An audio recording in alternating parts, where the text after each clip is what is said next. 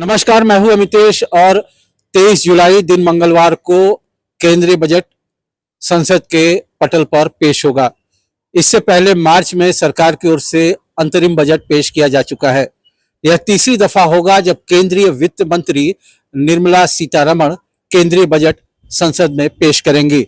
आम आदमी की क्या उम्मीदें हैं इस बजट से? आम आदमी टैक्सेशन को लेकर के क्या उम्मीदें रखते हैं केंद्रीय वित्त मंत्री के बजट से, ये जानने के लिए आज हम गाजीपुर के कुछ लोगों से बातचीत करेंगे। सर, अपना परिचय बताएं। मेरा नाम सूर्यवीर सिंह जी। पेशे से क्या करते हैं सर? मैं पत्रकार हूँ। अच्छा, तो सर कल यानी कि दिन मंगलवार 23 जुलाई को पेश होना है यूनियन बजट। एक आम आदमी के तौर पर इस बजट से आप क्या उम्मीदें रखते हैं कि ताकि आपका जो घरेलू बजट है वो और बेहतर हो और वो डिस्टर्ब ना? हम तो यही चाहेंगे कि बजट में टैक्स पे छूट रहे और आम जनता पर टैक्स का भार न पड़े, महंगाई न बढ़ने पाए, और वो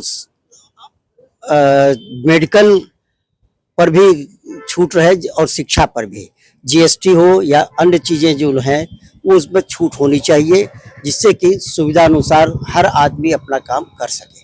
अभी की जो टैक्सेशन है केंद्र सरकार की, उसमें कुछ आप अगर पूछें, बहुत स्पेसिफिक पूछें, तो आप किस तरह के बदलाव की उम्मीद करते हैं कि कल जब यूनियन बजट पेश किया जाएगा तो उसमें? हम ये चाहेंगे कि जीएसटी जो है इसको कम करना चाहिए, क्योंकि जीएसटी ही हर जगह अधिक से अधिक लग जाती है। कहीं 12% है, कहीं 18% है। उससे सामान जो है आम आदमी जो खरीदता है उस पर अधिक भार पड़ता है, तो जीएसटी को कम करना चाहिए। सर, आपसे ये जानना चाहेंगे कि जब यूनियन बजट पेश होगा तो एक आम आदमी के तौर पर आप क्या क्या उम्मीदें, आपकी क्या क्या एक्सपेक्टेशन है? देखिए, आम आदमी की आज की डेट में सिर्फ एक उम्मीद है कि वो महंगाई कम हो, इस तरह का बजट आए, क्योंकि महंगाई से हर व्यक्ति परेशान है। अगर आप ये मोदी 3 सरकार का पहला बजट है और आम आदमी उम्मीद यही कर रहा है कि महंगाई पे लगाम लगाने के लिए मोदी सरकार कुछ करेगी, क्योंकि आप देखिए किसी न किसी चीज का दाम हमेशा जो है, चाहे वो सीजन कोई हो, बढ़ा रहता है। जैसे अभी वर्तमान की बात करें तो सब्जियों के दाम इतने ऊंचे हो चुके हैं कि आम आदमी की पहुंच से सब्जियां बाहर हैं। अगर आप किचन के सामान की बात करें तो जहां 5 साल पहले जो है एक व्यक्ति के किचन का नॉर्मल खर्चा 4 से 5 हजार आता था, आज वो 10,000 से ज्यादा पहुंच गया है, लगभग दोगुना हो चुका है। तो आम आदमी को अगर राहत देना है तो महंगाई कम करना सरकार की प्राथमिकता होनी चाहिए। और जहाँ तक टैक्स की बात है, अभी पिछले 2 बजट से टैक्स में आम जनता को जो सर्विस क्लास है उसको कोई राहत नहीं मिली है। सर्विस क्लास भी ये उम्मीद करेगा कि टैक्स में उनको राहत मिले। चलिए, अब किन वस्तुओं में दैनिक उपयोग की बजट में राहत मिलेगा, ये तो तभी स्पष्ट हो पाएगा जब यूनियन बजट सदन में पेश हो जाएगा। हमारे साथ एक और शख्स, उनसे भी बातचीत कर लेते हैं। अपना परिचय बताएं। मेरा नाम डॉक्टर सम्मी कुमार सिंह है। क्या करते हैं? मैं अधिवक्ता हूँ पेशे से। अच्छा, पेशे से अधिवक्ता हैं। तो यूनियन बजट जो है वो पेश होना है, एक आम नागरिक के तौर पे आपकी क्या एक्सपेक्टेशन है यूनियन बजट से?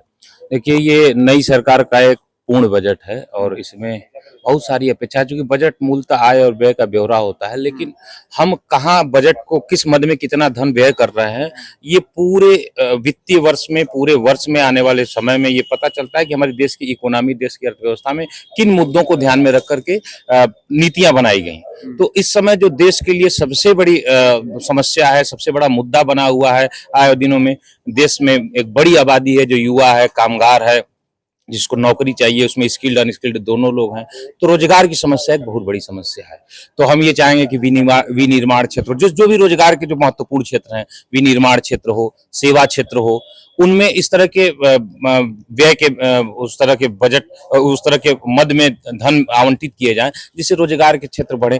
खासतौर से कृषि, जो हमारे देश में 40 से 42% लोगों को रोजगार देती है, जिसको हम सिर्फ इस आधार पे भारत एक कृषि प्रधान देश है ये कह करके इन चीजों को हम खत्म कर ले जाते हैं। लेकिन कृषि पर इस तरह के बजट आवंटित किए जाएं कि कृषि लाभकारी, एक लाभकारी उपक्रम साबित हो, खेती बाड़ी एक लाभकारी उपक्रम। पहले के जो वक्ता हैं उनमें एक सज्जन ने टैक्सेशन में पर जो है कि उन्होंने बात कही कि टैक्सेशन को रिवाइज करना चाहिए।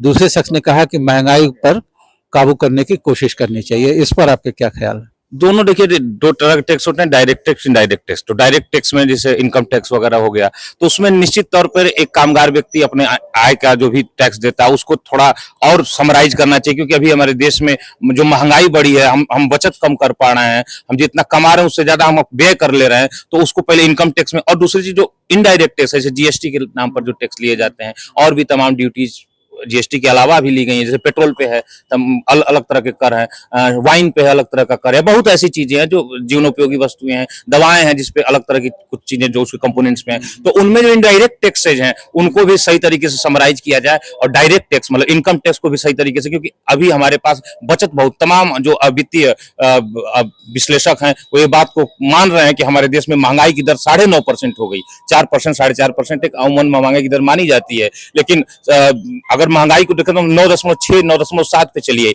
लगभग दोगुनी हो गई। मतलब आम आदमी बिल्कुल बेहाल है, चाहे वो खाने की वस्तुएं हो, चाहे जीवन उपयोग की वस्तुएं हो, शिक्षा महंगी होती चली जा रही है, स्वास्थ्य के तमाम जो भी संसाधन है, जो भी हमारे चिकित्सीय सुविधाएं हैं वो महंगी होती चली जा रही हैं, हमारी सब्जियां महंगी होते, फल महंगे होते जा रहे हैं, अनाज महंगे होते जा रहे हैं, किसानों को उनके दाम उचित नहीं मिल रहे हैं, दूसरी तरफ अनाज और सब्जियों के दाम तेजी से बढ़ते चले जा रहे हैं। तो ये जो एक संतुलन बनाना पड़ेगा सरकार को, और ये निश्चित तौर पे इस बजट में हम पूरी आशा के साथ करते हैं कि सरकार अगर पूर्ण बहुमत के साथ आई है, एनडीए गठबंधन ही आई है, भारतीय जनता पार्टी अकेले बहुमत में नहीं आई है, तो कहीं ना कहीं एक फुल मैंडेट उसके गठबंधन को मिला है। तो हम ये आशा करते हैं कि उसके आधार पर वो जनोपयोगी आम जनता को हित में रख करके 80 करोड़ 100 करोड़ की आबादी की जो मूल आवश्यकता है, पॉपुलरिस्ट बजट, पॉपुलरिस्ट बजट, आम जन का बजट वो पेश करेंगे। जहाँ तक एजुकेशन की बात है तो एजुकेशन दो तरह की है, ट्रेडिशनल और प्रोफेशनल।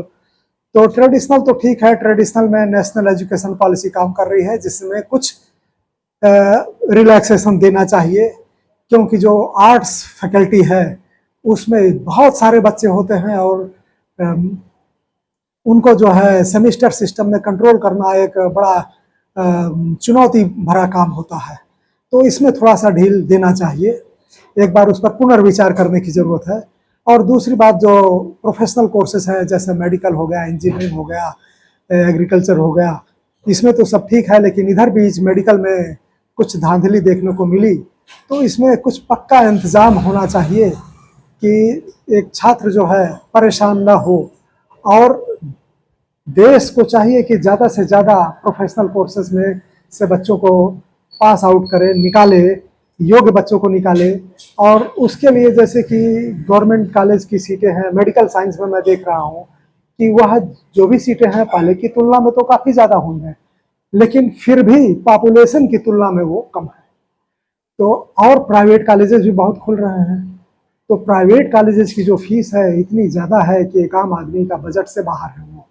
तो कुछ उन फीस पर कुछ सोच विचार करके कुछ कम कर देना चाहिए, जिससे कि एक मीडियम क्लास का आदमी भी अपने बच्चे को वहाँ पढ़ाने में सक्षम हो सके, क्योंकि आने वाला समय साइंस एंड टेक्नोलॉजी का है।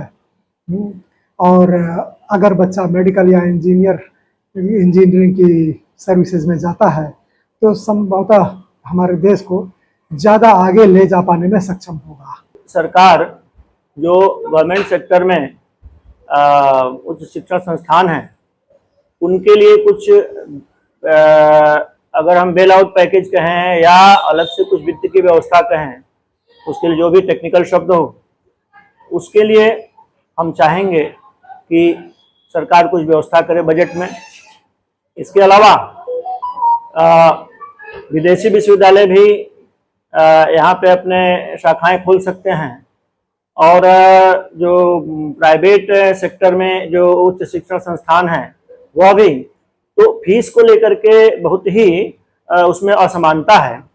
तो एक नियामक संस्था ऐसी बननी चाहिए जो कि इनके फी को रेगुलेट करे, उस पर नियंत्रण रखे, और ये बहुत आवश्यक है।